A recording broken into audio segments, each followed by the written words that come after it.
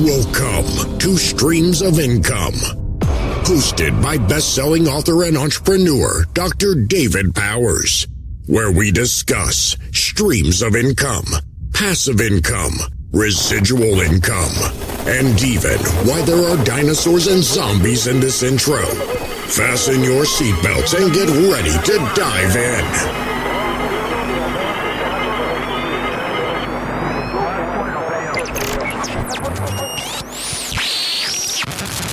Welcome to the Small Steps, Big Wins podcast, and I would like to welcome Dr. David Powers to our show.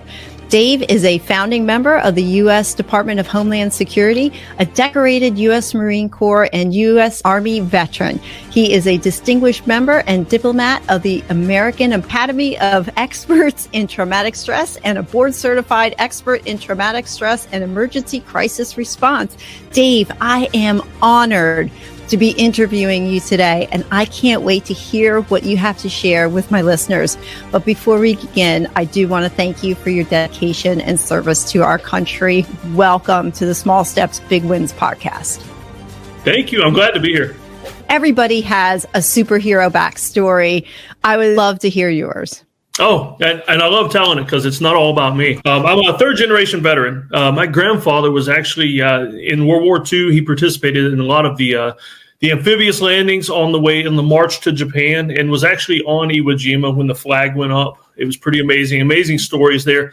And so being third generation, I got some big footsteps to fill. My dad followed in his footsteps and now me. And it's some big shoes to fill. And so I joined the Marines at 17 before I even graduated high school. I joined up, started the training, all that. From that moment on, between the Marines, the Army, other occupations, I've always found myself in jobs where people were trying to shoot at me. And so very exciting. No end to the excitement. The odd thing is, though, I got shot at more working on an ambulance than I did in the Marines. You just never know why people don't like you, but sometimes they don't. But I'm a person that likes constant challenge.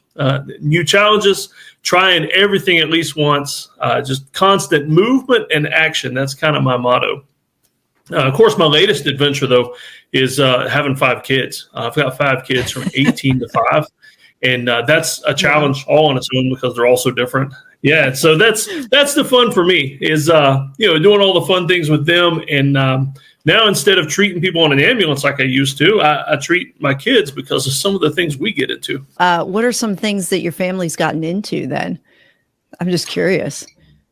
Well, they from 5 on up, they all love to play with snakes and things like that. And so we've learned quite a bit of identifying which ones not to play with and which ones to stay away from. And I actually put them through, I train a lot, I do a lot of medical training. And so I've been putting them through wilderness first aid classes and CPR.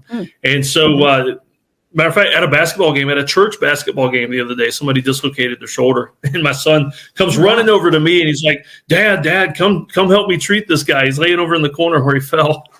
And so there we are in front of this whole crowd at this church, and popping somebody's shoulder back in. So that was kind of fun. Oh, wow. Yeah. I think that's an impressive life skill. I mean, you're giving your kids something that they're going to carry with them forever. Really. I mean, the absolutely. Experiences that you're putting them through and the situations that they're experiencing are just invaluable. I mean, a quick on my end, many years ago when my son turned, I think it was 12 at the time, they could take babysitting courses. And so he took a babysitting course, and one of them was to learn CPR. And several months later, he used it not on his brother and sister, but me. I had something lodged in my throat and I was choking, and he saved my life. So you never know what kind of education will come in handy for your kids and when they're actually going to use that. So Dave, you have an amazing background. I know at one point you shared with me that you were involved with Homeland Security. Can you share how you got involved with that, and if there's any story around that? I would love to hear. Yeah, actually, more back to my grandfather. He was one of the first paramedics in the state of Tennessee, and he used to take me to his training classes when he would teach other new paramedics, and I would hang out at the fire station and all that. And so as soon as I was old enough, I started riding on the ambulance, and that quickly moved into EMT, paramedic, water rescue, high angle rescue. I mean, anytime there were neat toys that I could use, ropes, climbing, whatever, I would get into it. And so I was in a position with FEMA responding to disasters right after 9/11. And so when Homeland Security, when they were working that up, they brought a bunch of us together, and we were the nucleus that formed the whole Department of Homeland Security. And so, of course, my specialty there was disaster medicine, whether it's man-made events like a terrorist attack or natural disasters like hurricanes, wildfires. We would set up field hospitals, mobile hospitals, and help people out when bad things happen. That's fascinating. So you've been through a lot of situations, not only as a young man, but also in your teens. Could you talk about some situations that shaped who you are and what you've learned from them? Yeah, some of the most impressive ones on the ambulance. Like I remember the first time that I did CPR on somebody, and we'd been doing it for a while. By the time we got there, he had already been down for a while.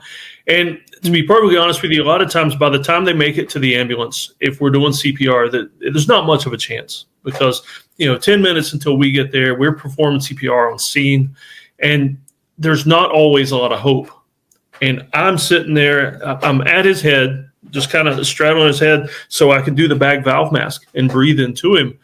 And his eyes popped open. And I mean, wow. At a moment when there was no hope and we're just going through the motions, doing what we can, but just, not hopeful that anything's going to happen, his eyes pop open. And by the time we get to the hospital, he's conscious. And that was energizing for me because it made me realize that even among things where I'm just going through the motions and things like that, there is always hope. And I just need to keep going and keep pushing through that. Is that physically demanding to perform CPR on a patient?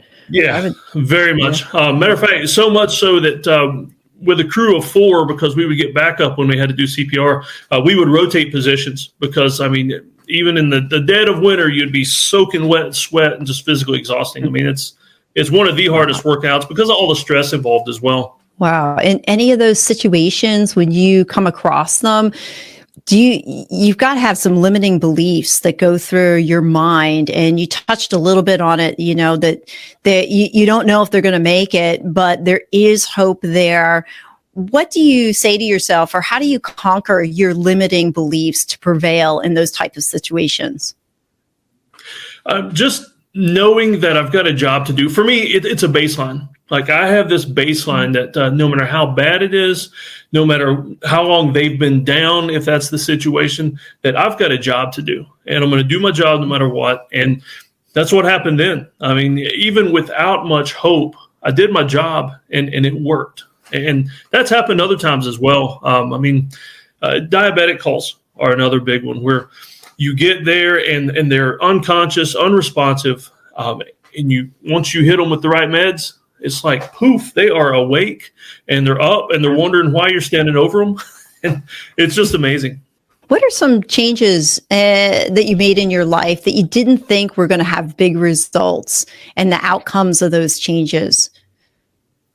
Well, I had a rough time as a kid, preteen and into my early teenage years.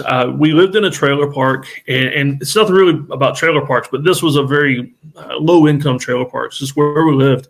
And the only kids there, I mean, you just made friends with the only kids around, and they would torment me. Just physically abusive. They would make me steal things for them, just all kinds of things they did. And of course, I hid all this from my parents. And what this did for me, it made me absolutely miserable into my teenage years. I mean, middle school and high school are hard enough, but when you've got this stuff going on, when you get home and you go out and you just want friends so bad that you're just willing to hang around no matter what.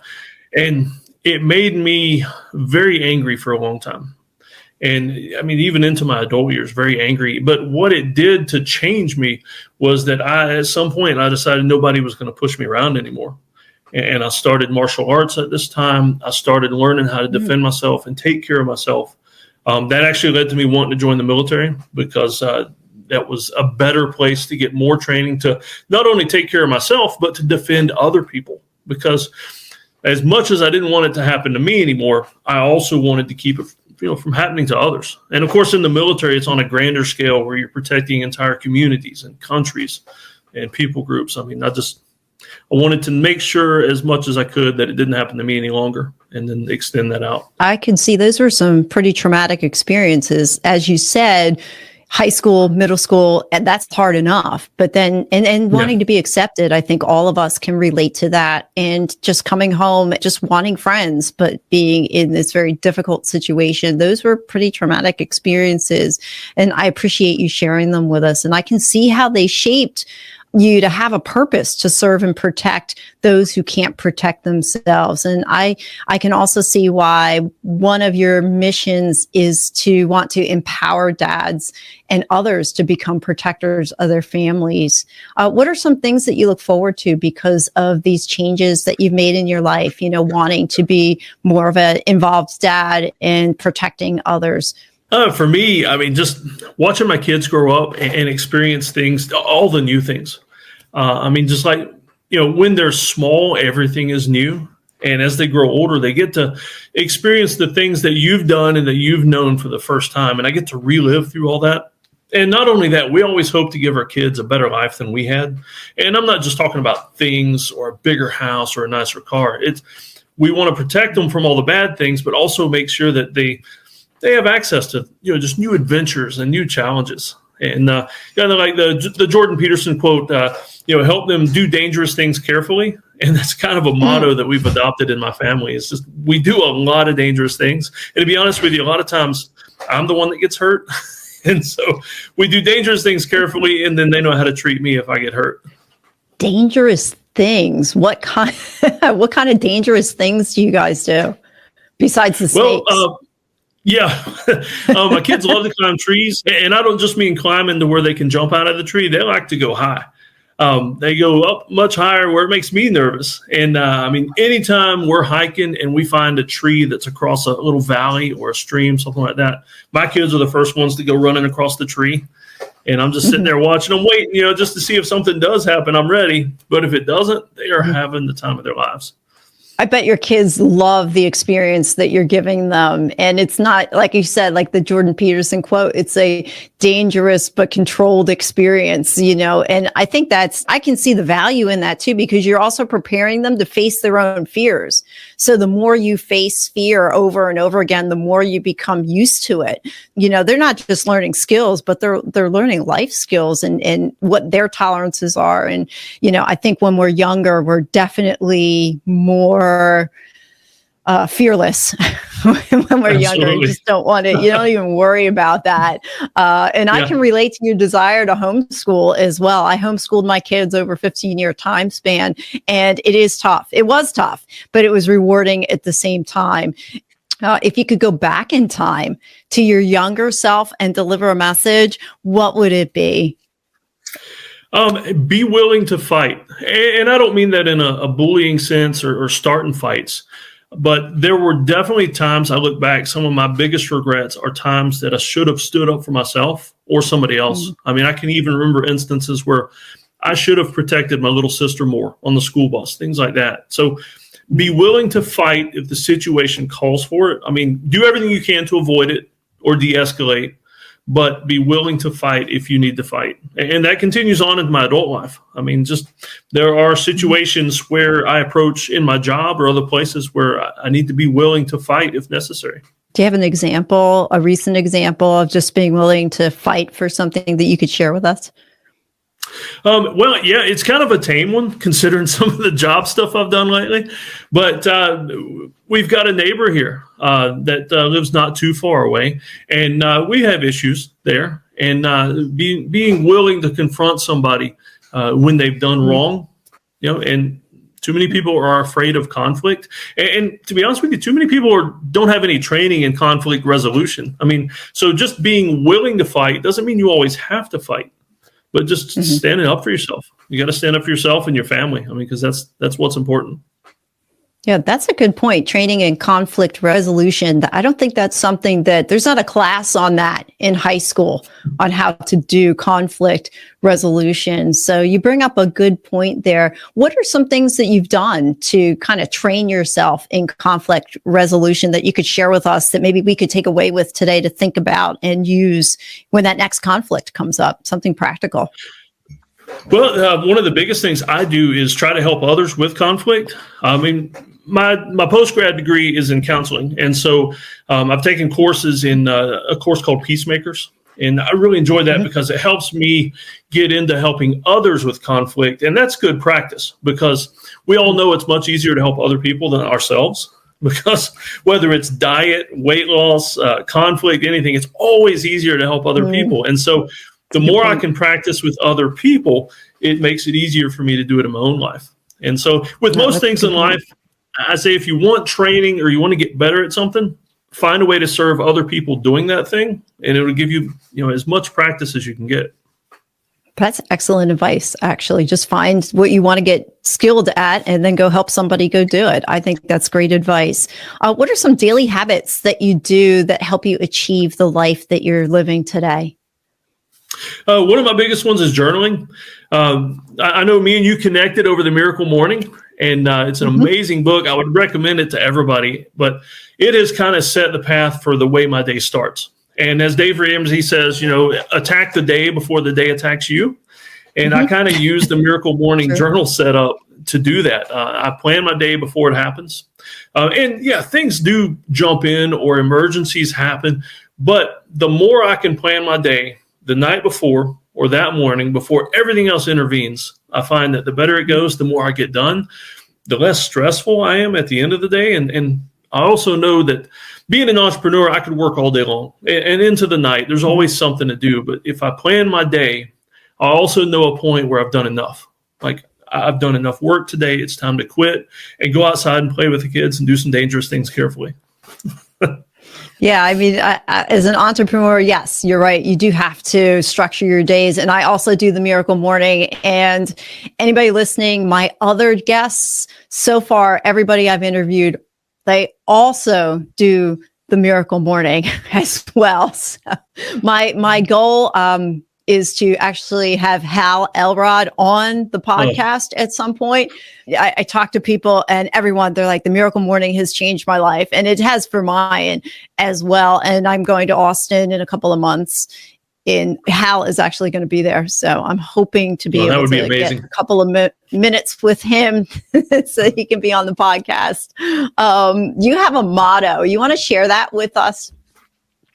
The motto is just kind of, I like to attack everything, challenge everything. I like to face everything head on as much as I can because I find that being more active instead of reactive gets me a lot further in life. It decreases problems before they happen. It helps me be a little more in charge of what I'm doing instead of, because the world will take every chance it can to direct what you do that day. I want to be the one that directs what I do and also what my kids do, and so that we can, live the best lives that God planned for us. That's and you know what? Yeah. Now that I think about it, I do have another motto that I stole from someone else. Teddy Roosevelt, he had a quote called "Do hard things," and I try to do that. Everything I do, I try to find a way to do it harder. And so where I live, we live way far back on a dirt road. It's a half a mile to the mailbox. It's just an example of how we do hard things. Most of my all my neighbors, they stop at the mailbox in their cars on the way home to get their mail. Well, me and the kids, we don't do that. We walk from the house half mile downhill and then a half mile back uphill every day to get the mail. I wear a weighted backpack. I got weight in there. It's about 25, 30 pounds. It's time to add some more, really. And then I also carry this big weighted stick that weighs 15 pounds. And so on average, I'm walking to the mailbox with 40 pounds of weight on me. And me and the kids are running through the woods, climbing trees, finding snakes. So a simple mailbox walk done hard. That's a great example of how to do hard things. Like just walking to the mailbox. I would not have thought that. I don't have to go a half mile to my mailbox, but carrying an extra something, I think that I would not have thought of that. Just Dave, you have a life that is full of adventure and challenge. What's your approach to facing those challenges that could help my listeners? And what are some challenges that you have going on today? Well, like I said before, always head on. I mean, any chance you get, just face that challenge. I mean, do it before it's a challenge. I guarantee you'll enjoy it more. Enjoy everything more if you just face it head on instead of letting things build up. And I try to do that with my kids. I mean, these days, my biggest challenge, I mean, most people would say it's work or it's colleagues or other things like that or politics or whatever. For me, it's my kids because it's a challenge I enjoy. And I can face that every day, and it's not always fun. I mean, you've got kids, and you know how sometimes you wonder if it was worth it having kids. And a second later, somebody will do something, and you're like, man, there is nothing better that I've ever done.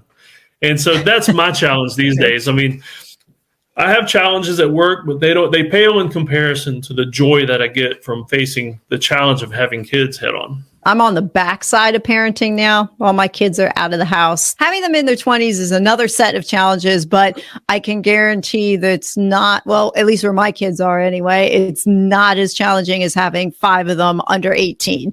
Kudos to you.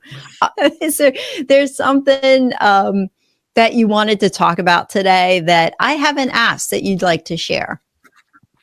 Yes, actually, one of the big things I'm trying to do now, because, I mean, my main role in life now is dad.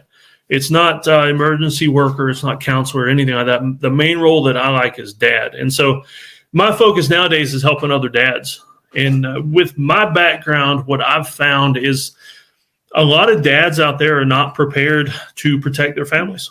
And I don't mean, guns and things like that. Just protecting their families during emergencies. I've been in too many situations on an ambulance, in the military, other places where things happen and dads should be the first ones to stand up. Dads should be the first ones to respond. The kids should be able to look to their dads and know that's where help is going to come from. And unfortunately, I get there and the dads are standing by, the kids are frantic, things aren't working, things aren't happening right. And that's what I want to do nowadays. Is my main goal nowadays is training dads to protect their families. I want to kind of dispel the whole myth of toxic masculinity, because I think that's been overplayed. And what it's done is it's made men in general afraid to be men. And don't get me wrong, there is toxic masculinity out there, and we need to be careful with that. But on the whole, I think it's affected men across the board in a negative way. And I just want to counter that. What are some examples of things that dads should know that you've seen them that they're just not prepared for? A really simple one is just a car accident. If, let's say, the whole family's in the minivan, they get into a car accident, a lot of dads don't know what to do. They don't know how to get their kids safe. They don't know how to make sure other cars aren't going to hit them. They don't know how to, a lot of times I'll get there and I'll find the kids or the mom calling 911 while the dad's just kind of sitting there, hands on his head, frantic. And not that there's anything wrong with the wife and the kids taking charge. If nobody else is going to, then other people do need to step up. But I love it when I see dads. The dads are just standing there, chest puffed out, just controlling emergencies and things like that. What are some ways that you educate dads today that they can find? To be honest with you, one of the best ways I find is skills. As simple as like first aid skills. When I can take a man that doesn't know anything about first aid, CPR, things like that, and teach him the basic skills. And it instills a sense of confidence that if something bad happens, if the worst happens, he is able to jump right in and manage the situation. And to be honest with you, a lot of times they never need to do anything more than bandaging skinned knees or something like that with their own kids. But if something really bad happened, that dad can jump in there and be the hero for the family. So from your story, what's something that our listeners can do today that would help them change their tomorrow? What advice do you want to leave us with? Don't put up with bad situations. Like I talked about when I was a preteen, is I put up with a bad situation way too long. It only got worse. It escalated and escalated until I was just the most miserable I've ever been in my entire life and almost didn't see a way out. And so bad situations are not meant to last forever. I mean, it'll happen. Things will happen all through your life. That's just part of life. But you don't have to put up with it and wallow in it because it'll destroy you. What's one book then that you would recommend everyone should read? One of my favorite books, and one that I've read several times, Wild at Heart by John Eldredge. It's a book, like I said, I've read it several times. I've got a copy that I have read and underlined and highlighted. And I actually have all my boys read it too as part of their rite of passage. Before they hit the age of 13, they have to read the book. And so they've each highlighted in the same book in different colors. And it's like this historical tome of what my men see as important. And they've all read this book. John's an amazing guy. I've never met him, but I follow him a lot and listen to him. And like I say, it's one of my favorite character building books as well. So, Dave, I want to thank you for being on my podcast. We have walked away with so many nuggets of wisdom and information. How can my listeners reach out to you? The best place to get a hold of me is bearugged.com. You can find my email, all my social media channels there, just bearugged.com. For your listeners, though, I actually have a free gift I want to give them. So if they want to go to ruggeddadlives.com, they can get a free gift that I've got on there for your listeners. Okay. All right. Thank you. And that ebook would be available on my website. Dave, thank you very much. I'm so glad you were on my podcast today. Yeah, thank you for having me. Oh, I know. I promised that was the end. But one last thing, and maybe this can benefit you as well. If you have any suggestions for someone you'd like to see on the podcast, feel free to send me their information or just their name. And if I like the idea, I'll try to look them up myself. But any suggestions, no matter how crazy, no matter how, well, especially if it's cool, well, crazy also, just send me your suggestions. And also, if you want to be on the podcast, get in touch with me. My email, all my contact info is in the show notes. Also, if you don't want to look at the show notes or you're in your car, maybe you shouldn't look at the show notes while you're driving. It's redteamgoals.com. You can get all my links and everything else there. So let me know your suggestions and tell me more about yourself if you'd like to be on the podcast as well. Thanks again for listening.